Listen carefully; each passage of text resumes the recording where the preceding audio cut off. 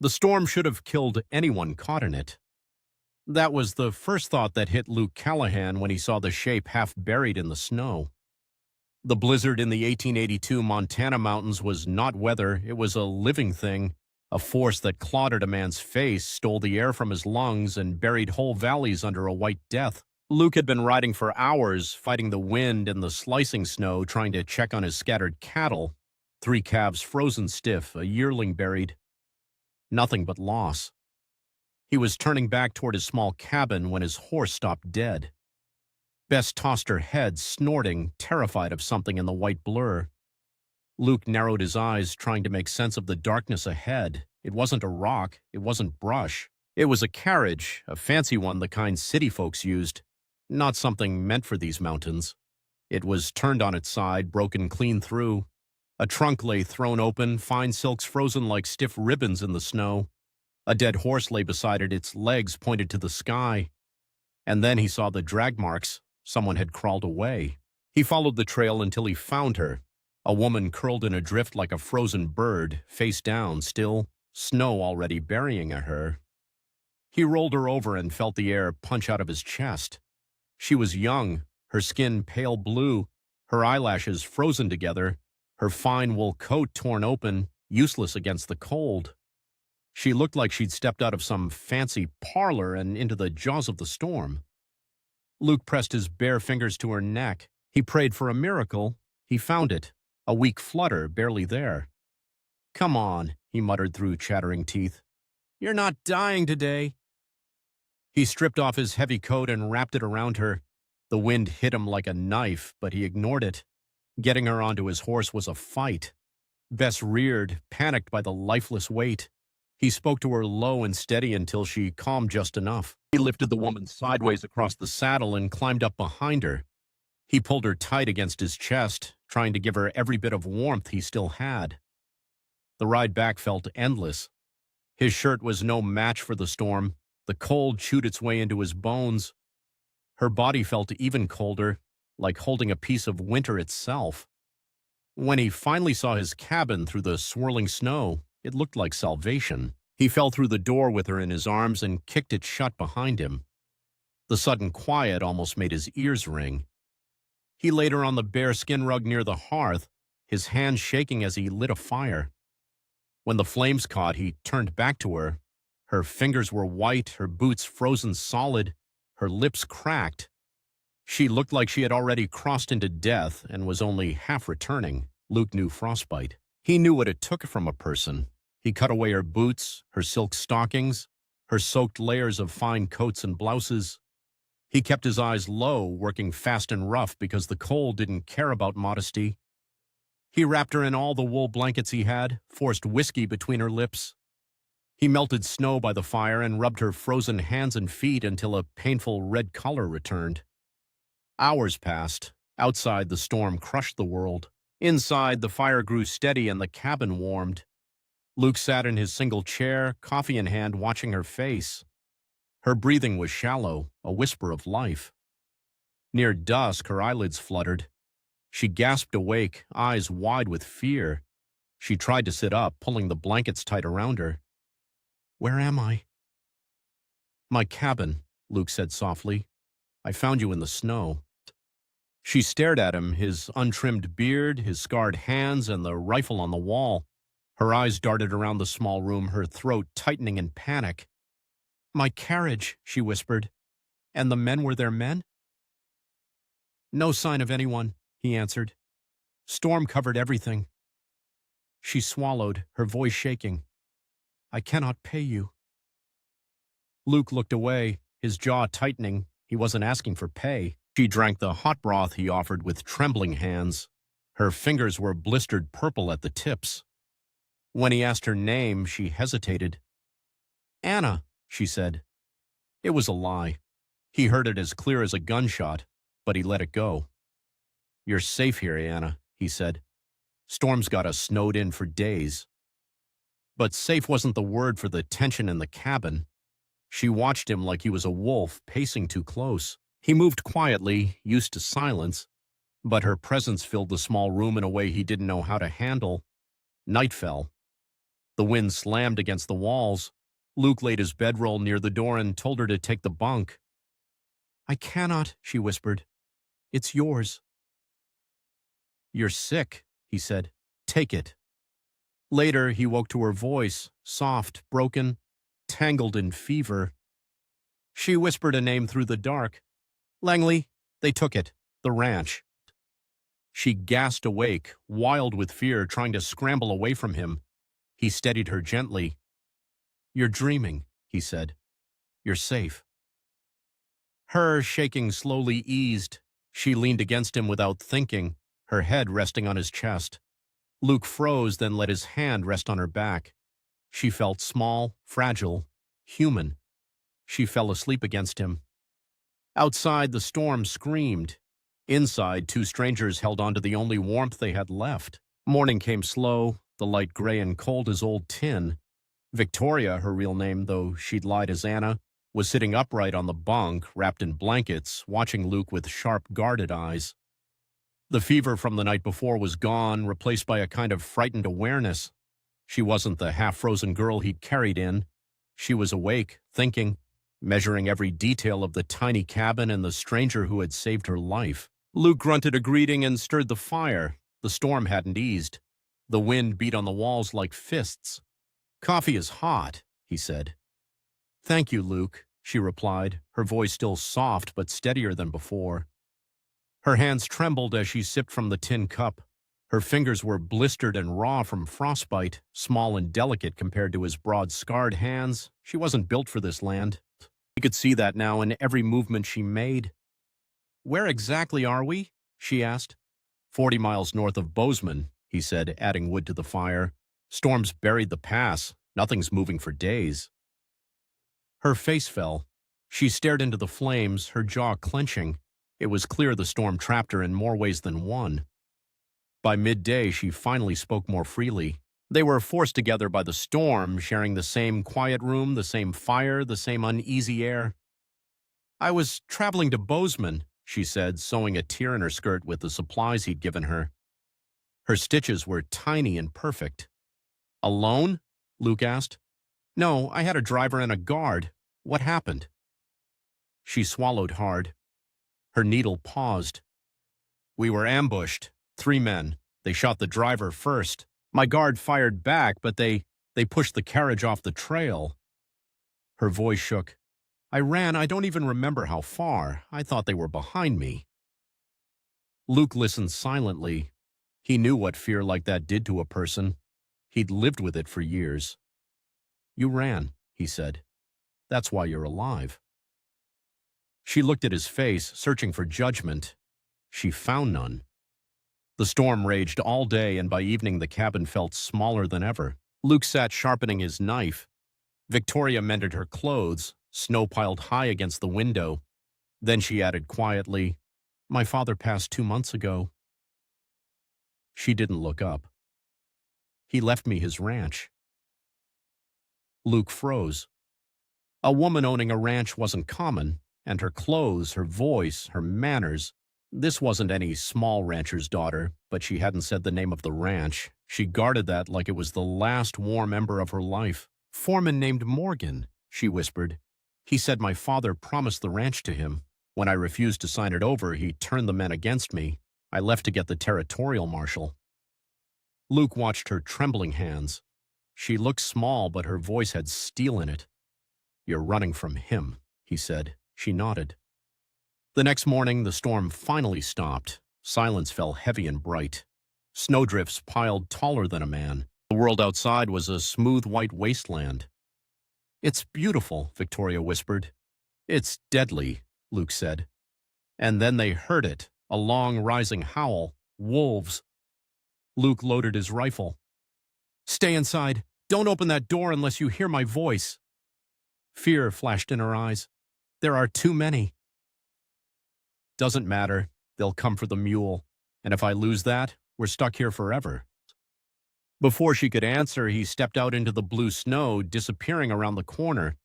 She rushed to the window, her breath fogging the frost. She couldn't see anything, just pale shadows and the shed half buried under snow. Then chaos broke loose. A mule scream, a rifle shot cracking like thunder, a deep snarl, snow flying in violent bursts. "Luke!" she cried, but her voice was swallowed by the wind. More snarls, a man's grunt, a heavy thud, then silence. A long, awful silence, a knock, weak, struggling. "Victoria!" Luke gasped through the wood. "Open the door." She tore the bar loose and pulled the door open. He fell inside. Snow and blood covered him. His left arm hung useless, torn open by a wolf's bite. The sight of it made her stomach twist. "That is not nothing," she said sharply, grabbing his shoulders. "Sit down." He obeyed. She worked fast, her hands moving quicker than she thought she could. She poured whiskey straight onto the wound, her fingers pressing torn flesh together. He hissed in pain, his whole body tight, but he didn't pull away. "You got the mule?" she asked, tying the bandage tight. "Yeah," he muttered. "Got one of the wolves too?" She looked up at him, her face close to his. The firelight flickered over their shadows. His breath brushed her cheek. Their eyes met. Something unspoken passed between them. Fear, gratitude, something deeper neither wanted to name. His hands slid over hers, warm and rough. She froze. He seemed to realize what he was doing and pulled away quickly. "It'll heal," he said, clearing his throat. Night fell heavy. They tried to sleep, but the storm had changed everything. They were no longer strangers, not truly. Near midnight, he woke to find her standing by the frost-covered window, staring at the moonlit snow. Her shoulders were tense, her breath slow. "You're safe here," he said softly. She turned her head, her eyes meeting his. "I don't think I've been safe for a very long time." He didn't know what to say, so he didn't. She walked back to the cot, but when she passed him, her hand brushed his good shoulder. A small touch, but it was enough. Outside, the world was frozen white. Inside, something warm had begun to thaw. The next 2 days passed in a strange mix of silence and tension. The storm had ended, but the world outside was still buried under walls of snow. Luke checked the cattle in the ridge while Victoria tended the fire, cleaned the dishes, and waited. When he returned that afternoon, he wasn't the same man who had left. He was pale, breathless, and he dropped a small frozen leather tag on the table. Victoria picked it up with shaking fingers. The name carved into it stole her breath. "Morgan." Her face drained of color. Her secret, the one she had tried to hide in a lie, broke open inside her chest. "He found me," she whispered. Luke looked at her, the truth already in his eyes. "Who are you, really?" She sank onto the stool, her body folding in fear and exhaustion. "My name is Victoria Langley." The room went silent. Every rancher in Montana knew that name. The Langley Ranch wasn't just land. It was power. It was law. It shaped the whole valley. Luke felt the world tilt. He had saved a stranger in a blizzard, but she wasn't a stranger at all. Victoria lifted her eyes, tears spilling over. "Silas Morgan was my father's foreman. When my father died, he said the ranch was promised to him. He tried to force me to sign it over. When I refused, he killed my driver and my guard. He destroyed the records. He left me for dead." She shook harder, her hands trembling so badly she had to grip the chair. "They want me gone, Luke. Gone so they can steal everything." Luke stared at the wooden floor, jaw tight. He had seen darkness in men. He'd lived in it. But this was something else. He moved to the door and pressed his shoulder against it. "They'll be here by dark." Victoria's breath caught. "Can we run?" "Not in this snow." His voice was low and steady. "We make a stand." He gave her the heavy revolver. Her hands trembled as she held it. "I can't." "You can," he said. "Point, breathe, pull." Together they boarded the window, loaded the rifles, and waited. Dusk fell, turning the snow outside into deep blue shadows. Voices broke the silence. "This is Callahan's place." Morgan's voice cut through the air. "Victoria, we know you're in there. Come out, girl." Victoria's heart pounded so hard she could barely breathe. Luke stayed at the loophole, his eyes steady behind the rifle sight.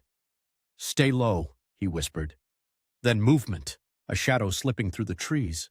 Luke fired. A scream tore through the cold air. Gunfire exploded outside. Bullets slammed into the cabin walls, sending splinters flying. Victoria threw herself to the floor, shaking. "Stay down," Luke shouted, moving to the door. A heavy pound shook the wood. "Break it down." Luke held his breath, listening. An axe blade crashed into the door. "Victoria, window, ooh!" he yelled, handing her the second rifle. The next axe, hit. And the next. Luke yanked the bar aside, ripped the door open, and shot the man mid-swing. The body hit the snow with a heavy thud. He slammed the door shut again, dropping the bar into place as more bullets ripped through the logs. "Two down," he said, breathing hard. "Four to go." More shouting, more gunfire. "Callahan," Morgan roared. "We'll burn it down." Silence followed, a terrible quiet. Then, hoofbeats fading. Luke stayed at the loophole for a full 10 minutes before lowering his rifle. "They're gone," he whispered. Victoria collapsed to the floor, sobbing into her hands. The fight, the fear, the shaking. Her whole body felt like it was splitting apart. Luke reloaded with shaking fingers. He wasn't shaking from fear, he was shaking from blood loss. "Luke," she breathed, her eyes widening. "Your arm!" The beast bite had torn open. Blood soaked down his sleeve. He sat heavily by the fire, his face going pale. Victoria rushed to him, grabbing bandages and whiskey. "Sit still." He didn't argue. She cleaned the wound, her hands steady now, not trembling at all. She stitched the torn skin, wiping sweat from his forehead as he gritted his teeth, and stayed silent through every painful pull. When she finished, her hands were stained with his blood. She stayed kneeling beside him, unable to look away from his eyes. "You saved my life," she whispered, "and you saved mine." The tension between them rose hot and sharp. The fire crackled softly. His good hand reached up and brushed a streak of soot from her cheek. Their faces were close, too close. She closed her eyes. He kissed her. It wasn't gentle. It wasn't soft. It was desperate. Born from fear, pain, and the closeness of death. Her hands gripped his shirt, his good arm wrapped around her, holding her as if she were the only warm thing in the frozen world. When they pulled apart, both were breathless. Night settled heavy around them. She sat beside him, her head rested on his shoulder. His chin rested on her hair. They didn't speak, they just breathed. But morning brought new danger. Luke checked the ridge and returned, ghost pale. "They're coming back," he said. "More men." Victoria stood, her face white. "What do we do? We go to your ranch." "My ranch, Luke, he's there." "It's the only place with walls thicker than this cabin." They packed what they could. Luke's arm was in agony. He could barely lift the saddle. She helped him, her hands determined. They rode out through the snow, taking the hidden trails, fighting the cold and the pain. Luke grew weaker. Fever burned beneath his skin. Victoria held him upright on the horse, whispering to keep him awake. They reached her land by dusk and saw smoke curling from her father's house. "Morgan's inside," Luke said. She swallowed. "That's my home." He led her to the old line shack and handed her the rifle. "Stay here." "No, Victoria, no." And before he could stop her, she walked out of the trees and toward the house. Morgan opened the door, laughing when he saw her. "Well, look what the storm dragged in." She didn't flinch. "I am Victoria Langley," she said. "You are trespassing on my land." Morgan stepped forward, his hand on his gun. "Girl, you ain't got no land. This is mine." "No," a voice whispered. "It isn't." Luke stumbled from the trees, barely upright, blood soaking through his coat. He held a knife in his hand, his body swaying. Morgan fired. Luke fell. Victoria screamed. Morgan aimed again to finish it. Victoria raised the revolver. Her arms didn't shake. She fired once. The gunshot echoed through the valley. Morgan fell. The remaining men dropped their guns and fled. Victoria ran to Luke, falling beside him, pulling his head into her lap. "Stay with me," she choked, brushing his hair back. "Stay." His breath was faint but real. He lived. They returned inside her father's house. She cleaned his wounds, stitched him, saved him as he had saved her. The days blurred, full of pain and long hours of nursing him back from the edge. When the thaw came weeks later, she stood beside him on the porch, two survivors looking out over the ranch they now shared. He tried to leave one evening, packing a saddlebag, believing he didn't belong. She walked into the barn and took his hand. "You are home," she whispered. "You are mine." Luke dropped the reins, and he stayed together. Together they healed, and together, riding side by side through the summer grass, they found a peace neither had believed they deserved. The ranch had its owner back,